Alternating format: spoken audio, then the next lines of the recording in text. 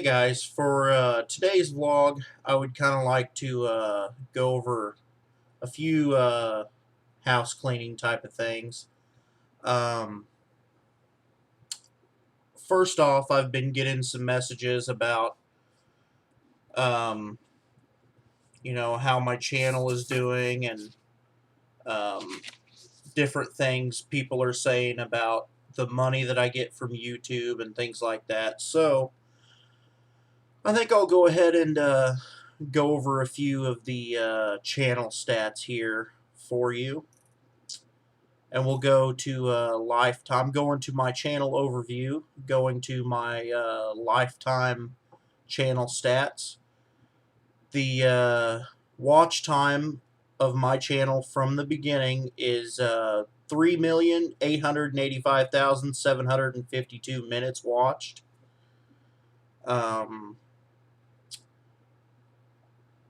I have had since the beginning 660,881 views. I don't know if you can get in trouble for saying exactly how much you can make. I know there was a period of time where you could get in trouble for actually saying what AdSense paid or whatever. I'll tell you how to calculate it. So, I've had 660,881 views since the beginning. Not all those were monetized. I didn't start monetizing for a few months and all that kind of stuff. But if you want a general idea, the way they do it is you get about, I've gotten as much as a little over $3 per thousand views and as little as like $1 per thousand views. So if you want to take it, a general estimate, say for the most part it hovers around $2 per thousand views. So for every 1,000 views, it's $2. So if you want to go through and do the math, you can. My channel's been up since December 7th, 2014. So if you do the math, you'll find out it's less than $1,500 over the course of an entire year. More than a year, actually, but almost a year and a half. So it in no way is a money-making deal. I will say that I do get the minimum $100 a month most of the time. Um, AdSense revenue's been down a little bit since Christmas, but it's picking back up now, and it's looking okay again.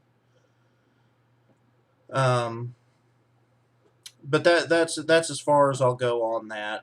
That's basically what you guys need to know, I guess. Oh, you might want to know the subscribers. So that just from that information, you can calculate how much I make, even per video, if you wanted to. Just $2 per thousand views, and that goes for, as far as I know, all YouTube creators. As long as they use AdSense, that's it goes up and down, but generally you can just use $2 per thousand views, and that's what they make. So I have right now 2,249 subscribers. So anyway, so that's that taken care of. Now I will go into a few comments that I've received. Sometimes I like to answer these comments in an actual video because there's just a lot to say about it.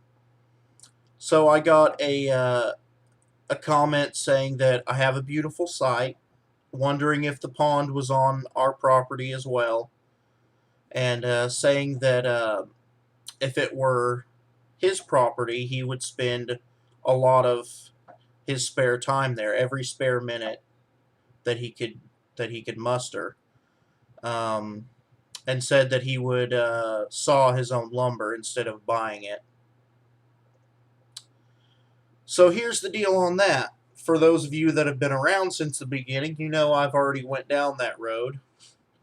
I had an MS660 Magnum chainsaw with a big bore kit and a dual port exhaust, 30-inch bar, and I milled quite a bit of my own lumber. It was not easy. It was extremely hard. Extremely hard. So hard, in fact, that it's almost undoable. You can do it, but without the very least a tractor or a truck or some way to skid logs out of the woods, it's such a battle. Um, the way I was doing it, I was following a tree, and then just wherever it fell, cut it into whatever length of log I was going to saw, and just start sawing away right there. And we're talking hillsides like this. The log is laying this way, and you're trying to stand up straight on a hill that's, you know, it really is a pain. And it's so slow. It's so slow with a chainsaw mill. Maybe if you had a bandsaw mill, but then again, how are you going to get the log to the bandsaw mill? You have to have a minimum amount of machinery. Unless you already have that machinery, I mean, depending on what you buy, the machinery alone could build the house out of just buying the lumber. And I've went over the cost of building a house and all that kind of crap before. Basically, it comes down to, it's an 1,800 square foot house we've got laid out there. And if I had $30,000 right now, the whole thing would go up and be done. So it really doesn't cost that much in normal people's money to build a house, especially here. There's no permits. There's none of that crap.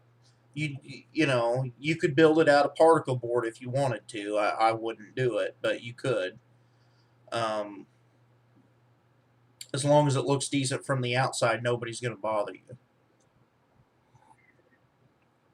So, as far as the property goes, this person must be a new subscriber. So, to all the new subscribers, I recommend going back and watching our property tour video where we go in depth on how many acres there are, what the deal with it is. Basically, I'll give you the short scoop right here.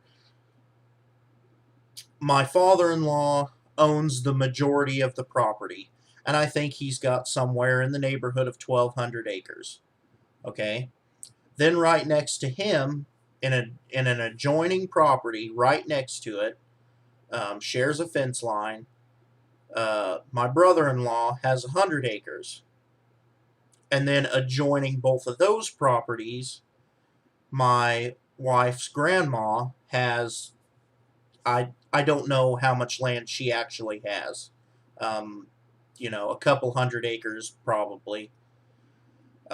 So there's basically a huge area of a couple miles square at least where it's nothing but our family members' property. So it's kind of like family land. Now, that doesn't mean we can have the run of any one of those acres that we want. There are certain places that we're allowed to go and do things on, and there are certain places where we're not allowed to do anything. We can go anywhere we want to go. If we wanted to walk, we could walk every square inch of the property, no problem. But as far as digging holes, cutting down trees, building structures, and stuff like that, my father-in-law has set us aside the property on which the foundation is currently at, which is about 1 acre, 1 full acre of area where we can basically do anything we want to. Don't have to ask, just do it. Now, the adjoining area on the other side of that fence that's right there lays the pond.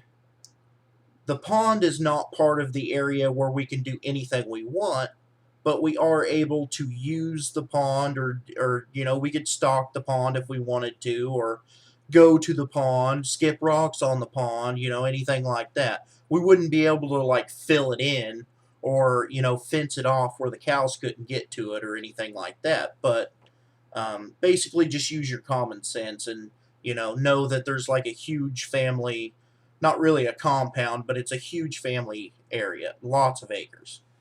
Um, and the thing about it is the progress is going to be excruciatingly slow. So we don't have a lot of money. We don't make a lot of money. We don't have normal jobs. We make money how we can, and we make just enough to get by, and that's about it.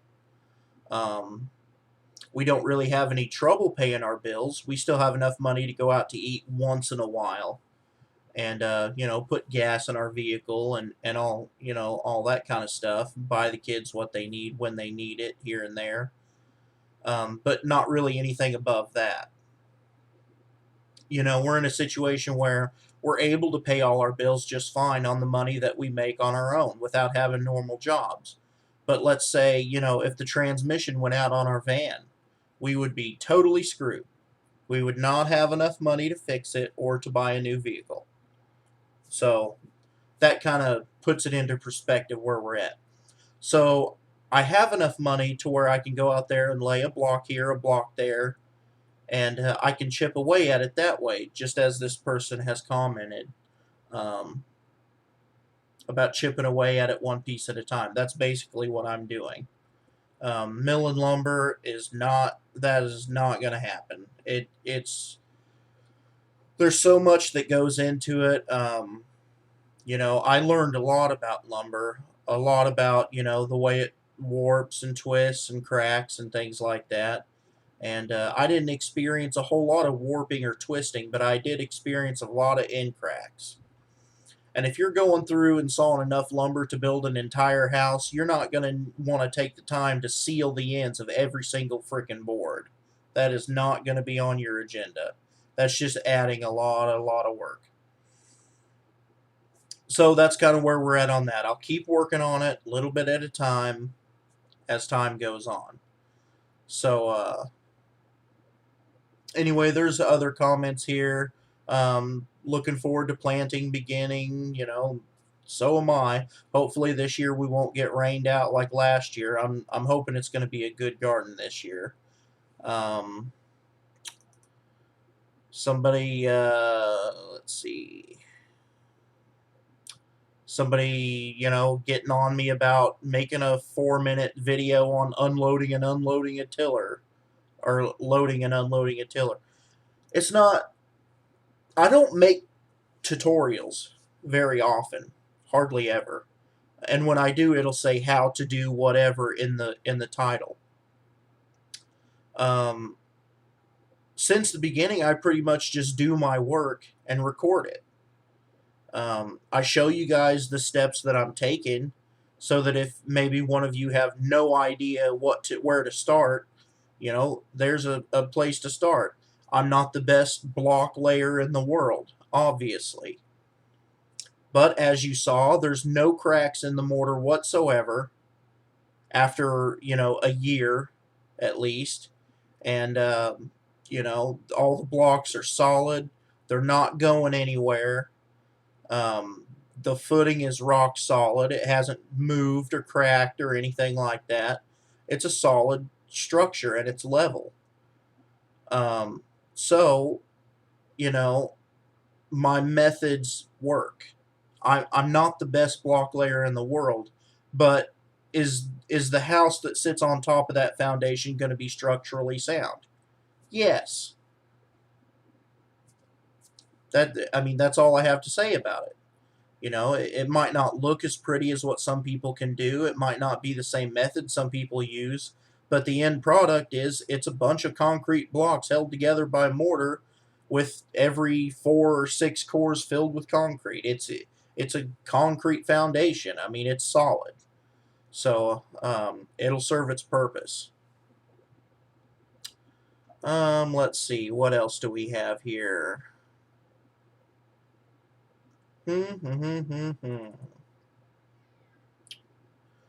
Somebody asking why we burn our own trash. We do have trash service here, but we just choose to take care of it ourselves. You guys need to understand, a lot of you live in places where you can't do things. I've seen a lot of homesteading channels like in Ohio or Pennsylvania and places like that. A lot of those places, there's a lot of regulations on things you can and can't do. I live in southern Missouri. There's not a lot of regulations on the things that you can and cannot do. Farmers here start their brush pile fires with tractor tires. They just throw an old tractor tire in the brush pile and set it on fire. I mean, I live in basically like a hillbilly area that a lot of people don't seem to understand even exists. I'm here to tell you it exists. And basically, if you're outside of the city limit in southern Missouri, unless you're living right on top of somebody in a popular county, if you're outside the city limit, you do what you want to do. There's no restrictions on what you can and can't do. I could dig a hole anywhere I want to, as deep as I want to dig it, shoot off any kind of guns that I wanted to shoot off at any time of day or night, fireworks year round, no matter what time of day or night it is, it doesn't matter. And here, even if you do have a neighbor that doesn't appreciate gunfire or fully automatic gunfire at 3 o'clock in the morning, that's too bad for them. They have no course of action because there are no laws against it here. So people that build their houses outside of city limits here in southern Missouri, they build their houses right next to somebody. They'll buy 1 acre and build a house on it. And then somebody else will buy an acre next to them and build a house right there. Now you've got two houses less than probably, 800 feet apart. And those people can legally go out in their front yards and shoot a fully automatic rifle at 2:30, 3 o'clock in the morning, and the people that live next to them can't do a thing about it. Not a thing. There's nothing they can do about it. People here live in school buses and crap like that. You know, uh, it's just you basically, if you own a piece of land outside of town, you do whatever you want to do. And while there are, statewide building codes and things like that, there's no one in this county to enforce them. There's no one. And, I know that you don't have to have permits here. You don't. Because I've personally known people to build houses, okay, with no permits. And then the auditors come in and they assess the property for property tax value, and they have no problems with it. So you would think that if you needed a permit to build, the auditors valuing your property for taxation would maybe have something to say about you building something that you didn't have a permit to build. But it doesn't come up because there's no one here to tell you that you need a permit. So that kind of stuff. I live in an area that's kind of in a gray section in the United States right now. A lot of people don't even know it exists, for one. A lot of people think it's just a bunch of people in the mountains of Tennessee cooking moonshine and stuff like that. There's way more of it than that. There's people that live out in the woods in, uh, national parks in the forest and stuff like that. And they don't even own the land. It's a national forest, and they just camp there nonstop. They'll get run off once in a while if they get caught, but they still do it all the time, their whole lives. And people will just, buy a couple acres outside of town and drag or drive an old school bus up into the woods, prop it up on blocks, level it off, and they live in it. Just rip all the seats out and throw an air conditioner in there. The electric company will run electricity to a freaking school bus as long as you have a junction box. I mean, that's where I live. Anyway, I just wanted to kind of clear up a few things on some of those issues, and just let you guys know there's more places to live in the United States that don't require a whole lot of government oversight than people realize. There's lots of places that you can just basically do whatever you want to do. And that's the end of it. There's nobody to tell you you can't do something. Old farmers around here still use, homemade dynamite and pipe bombs to blow stumps up out of the ground and stuff. I mean, All the people that are trying to homestead in urban environments in like Florida and California and stuff, I wouldn't even try that stuff. It's just gonna get you're just gonna get in trouble. Land is cheap here. You can get land here for, if you only buy 1 acre, it's gonna cost you probably $5,000 for an acre of land. But if you buy 100 acres, you could probably get it for $500 to $1,000 an acre. It depends on how you buy it.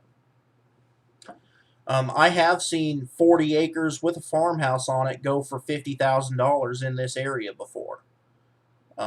So that's what $1,000 an acre. Plus 10,000 for the house or whatever. So that's it's cheap. Anyway, I'll go ahead and leave this here. I just wanted to shout at you guys a little bit and kind of clear a few things up that people have been kind of on me about, and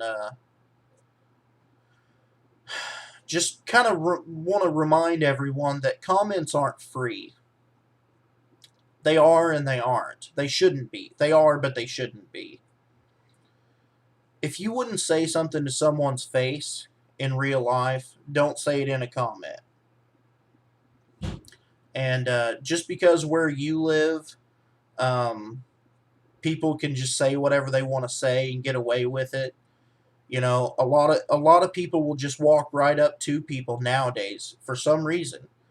You can be in McDonald's, you can be in Walmart. Somebody will just walk right up to you and just say the nastiest crap that they've ever thought of right to your face and not care, because they know that if you lay one finger on them, that you will go to jail and they will get away with their comments scot-free. Plus, you went to jail and they didn't.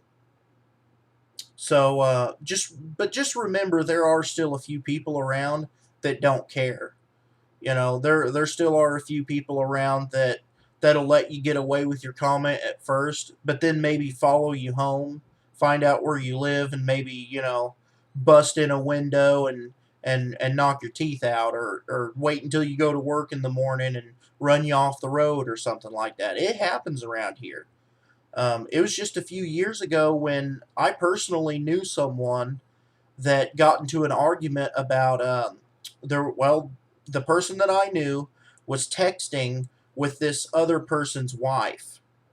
And they were friends at work. They worked at the same place. They were friends. And it wasn't anything bad, but the husband got it in his mind that it was.